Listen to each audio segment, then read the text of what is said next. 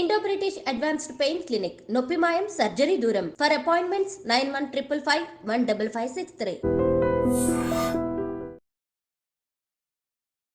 నమస్తే, welcome to iDream social spotlight with కవిత.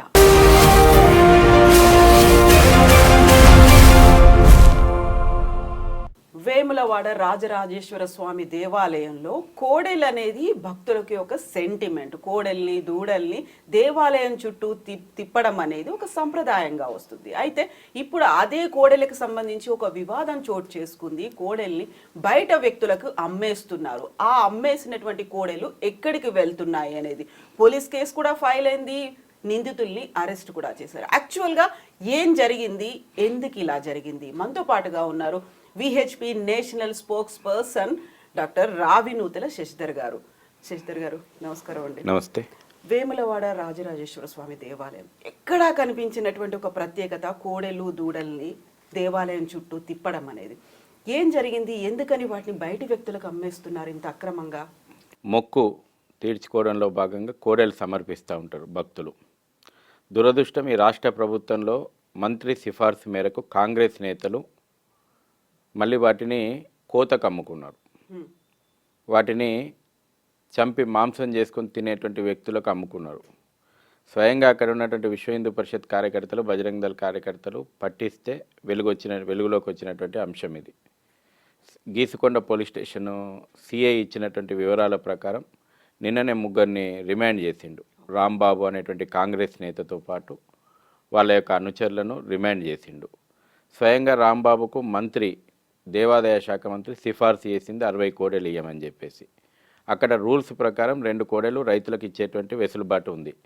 ఆ రూల్స్ను అతిక్రమించి ఈ రోజున మంత్రి సిఫార్సు మేరకు ఈవో అక్కడ కోడెలు అప్పచెప్తే ఈ రాంబాబు అనేటువంటి వ్యక్తి, కాంగ్రెస్ పార్టీ నేత, వాటిని కబేలాలకు అమ్ముకున్నాడు.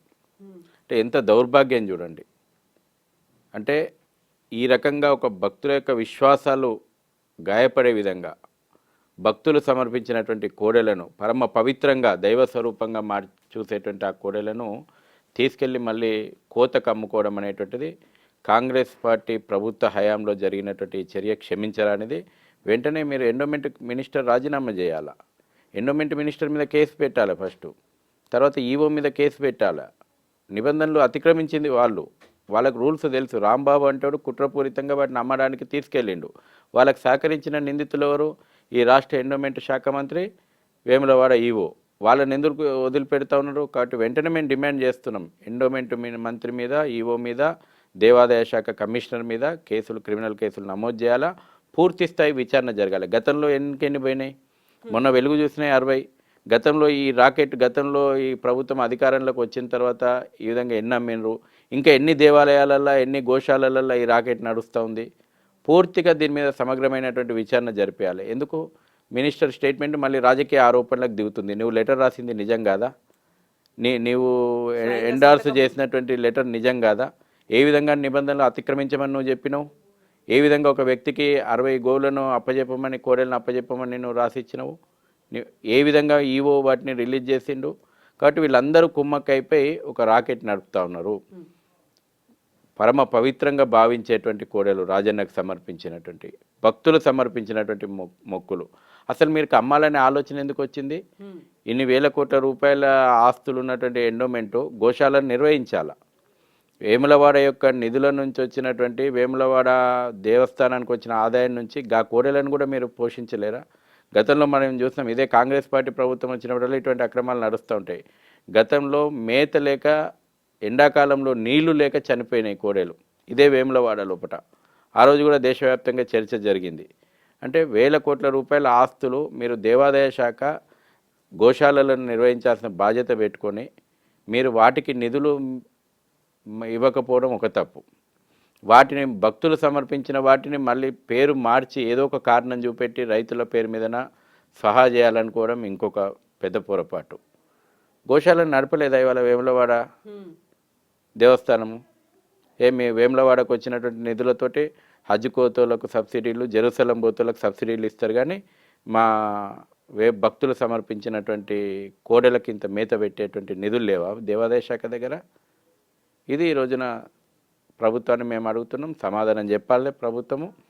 రాష్ట్ర ముఖ్యమంత్రి ఎందుకు స్పందిస్తలేడు? వీళ్ళు ఫోటోలకు ఫోజులు ఇస్తారు, మేము గోవును పెట్టుకొని గృహ ప్రవేశం చేసినాము, సచివాలయం పోతే గోవును పెట్టుకొని పోయినాము, లేకపోతే వాళ్ళ యొక్క క్యాంప్ ఆఫీసులలో గోవులకు పూజలు చేస్తున్నామని. చాలా అంటే ఆ పార్టీ సింబలే మార్చుకుందనుకోండి, హిందూ వ్యతిరేక ఎజెండాతోటి లేగదూడే ఆవు సింబల్ ఉన్నటువంటి దాన్ని తీసుకొచ్చి భస్మాసుర హస్తాన్ని మన నెత్తి మీద రుద్దింది. వాళ్ళకు ఆవు అన్నా గోవు అన్నా కోడే అన్నా ఓట్ల దృష్టిలో చూసేటువంటి దృష్టికోణం వాళ్ళది. వాళ్ళ కాంగ్రెస్ పార్టీ చరిత్రనే అది. మొదట్లో ఆ యొక్క పార్టీ గుర్తు ఆవు లేగదూడే, దాన్ని మార్చుకున్నారు. కాబట్టి వాళ్ళ ఆలోచనలు ఎప్పుడు విశ్వాసాలతోటి ముడిపడి ఉండవు. ఈ రోజున ఈ పని ఏదైతే అయ్యిందో ఇది ఖచ్చితంగా మొత్తం దేవాదాయ శాఖకు ఒక మచ్చ తెచ్చేటువంటి పని, హిందువుల యొక్క విశ్వాసాలను భక్తుల యొక్క విశ్వాసాలను గాయపరిచేటువంటి పని. దీని వెనకాల రాకెట్ ఏముంది, నిందితులు ఎవరు, మంత్రితో సహా అందరి మీద ఫస్ట్ ఎఫ్ఐఆర్ నమోదు చేయండి. పోలీసులు ఎందుకు ఎఫ్ఐఆర్ నమోదు చేస్తలేరు? నిందితునికి సహకరించినటువంటి వాళ్ళు కూడా నిందువులే కదా భారతీయ శిక్షా స్మృతి లోపట. కాబట్టి నువ్వు రాంబాబును అరెస్ట్ చేసి రాంబాబు చేతులు దులుపుకొని అక్కడికి క్లోజ్ చేయాలని చూస్తూ ఉన్నారు. మేము ఈరోజు డిమాండ్ చేస్తూ ఉన్నాను, ఫస్ట్ ఎఫ్ఐఆర్ లోపల మంత్రిని, ఈవోను, దేవాదాయ శాఖ కమిషనర్ను చేర్చండి, సమగ్రమైనటువంటి విచారణ జరిపించండి. వేములవాడతో పాటు ఇంకెన్ని గోశాలల కేంద్రంగా ఈ యొక్క రాకెట్ నడుస్తోంది. అన్ని విషయాలు వెలుగు చూడాల్సిన అవసరం ఉంది.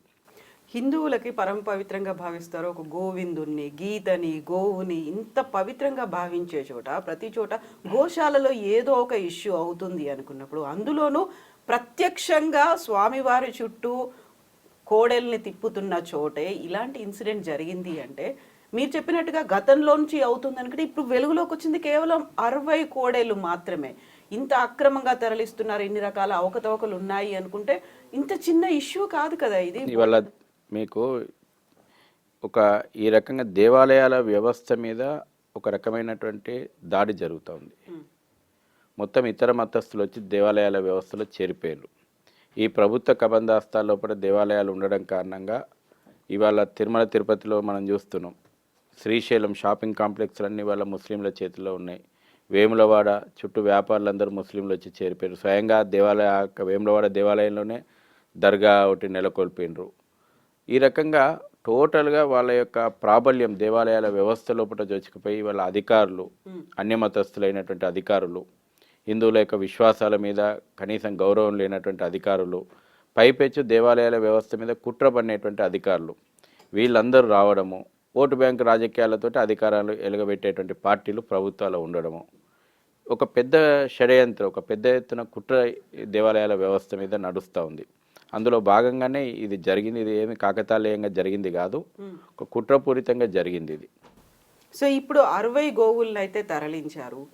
కేవలం 3 గోవులకి సంబంధించినటువంటి లెక్కలేవో చెప్తున్నారు. మిగతావన్నీ ఏమయ్యాయి అనేది, 40ని మళ్ళీ మేము తిరిగి అప్పగించేసాము అనుకున్నప్పుడు లెక్కల్లోకి రానివి కూడా కనిపిస్తున్నాయి కదా, ఏమై ఉంటాయి? ఫస్ట్ వాడు ఏం చేస్తున్నాడు? ఆ ఈవో ఎక్కడ పోయిండు?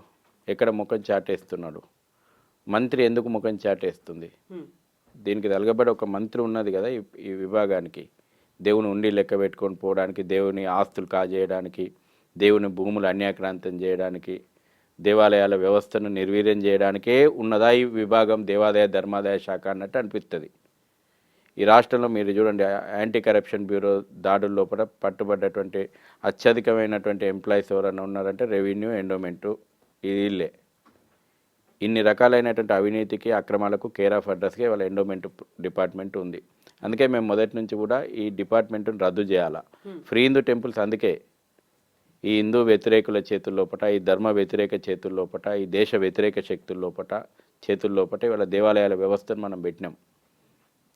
హిందూ సమాజం ఆ దిశగా ఉద్యమించాల.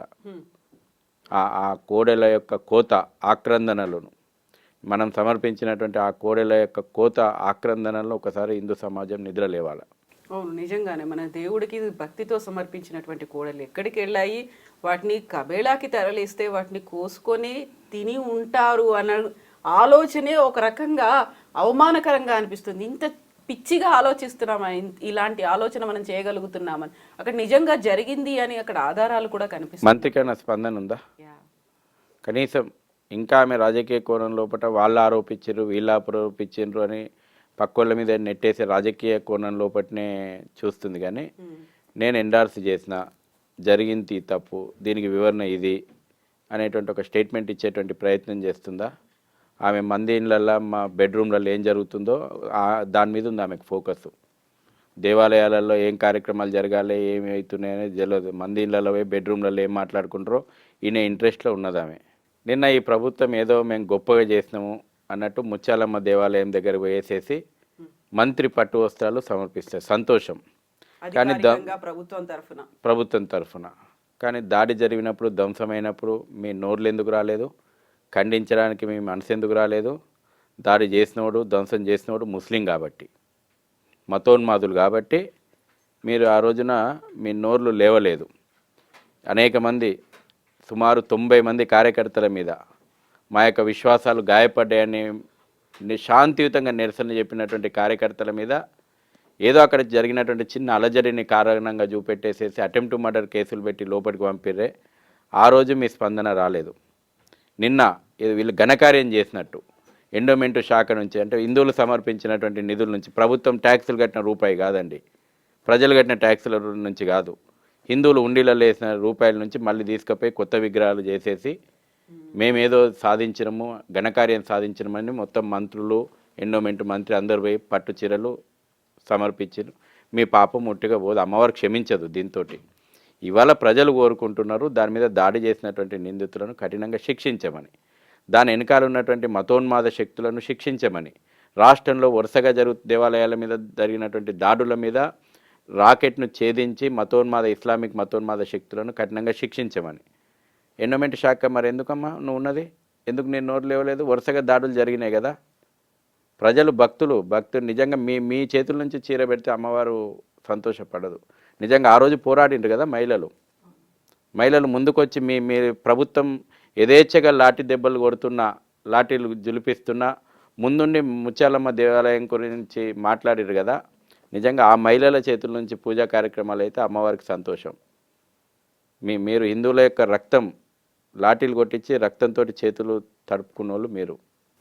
ఇప్పుడు మీరు చెప్పినట్టుగా వేములవాడ కోడెల గురించి కూడా కోడెల రక్తం అంటించుకున్నటువంటి వాళ్ళు మీరు. భక్తులు సమర్పించినటువంటి ఆ కోడెలను, భక్తి శ్రద్ధలతోటి సమర్పించినటువంటి కోడెలను కోత కమ్మి ఆ రక్తపు చేతులు తీసుకొచ్చి మీరు ఆ రక్తపు చేతులతోటి ముత్యాలమ్మ దేవాలయంకి చీర సమర్పిస్తే అమ్మవారు శాంతించదు. తప్పకుండా ఆ ఫలితం మీరు అనుభవిస్తారు. Thank you so much Sashidhar garu. Thank you.